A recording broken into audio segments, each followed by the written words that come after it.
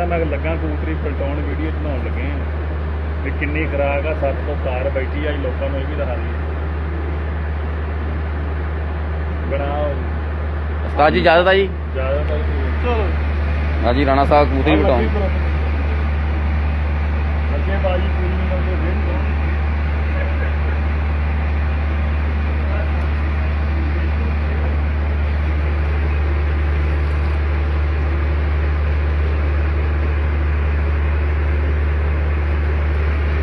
ਆ ਦੇਖ ਲਓ ਦੋਸਤੋ 45 ਲਗਭਗ ਟੈਂਪਰੇਚਰ ਸੀ ਤੇ ਦਾਣਾ ਦੇਖ ਲਓ ਜੀ ਮਾਸ਼ਾਅੱਲਾ ਉਸਤਾਦ ਜੀ ਆਹ ਤੇ ਵੱਖਰਾ ਹੀ ਕੰਮ ਕਰ ਛੜਿਆ ਜੀ। ਕਹਿੰਦੇ ਦਾਣਾ ਹੋਵੇ ਤੇ ਹੁੰਦਾ ਨਹੀਂ ਘਰ ਆ ਤੇ ਟੋਕਰਾ ਲਈ ਫਿਰਦੀ ਹੈ ਜੀ। ਇਹ ਇਨਸ਼ਾਅੱਲਾ ਕਬੂਤਰ ਮੇਰੇ ਬੱਚੇ ਬਚਾਉਂਦੇ ਰਹਿਣ ਤੇ ਸ਼ਹਿਰ ਦੇ ਵਿੱਚ ਬੜਾ ਅੱਛਾ ਮਜ਼ਾ ਆਏਗਾ ਔਰ ਬੜੇ ਅੱਛੇ ਰਿਕਾਰਡ ਬਣਨ ਦੀ ਉਮੀਦ ਹੈ ਵੀ ਇਨਸ਼ਾਅੱਲਾ ਅੱਛੇ ਹੋਣਗੇ। ਮਾਸ਼ਾਅੱਲਾ ਠੀਕ ਹੋ ਗਿਆ।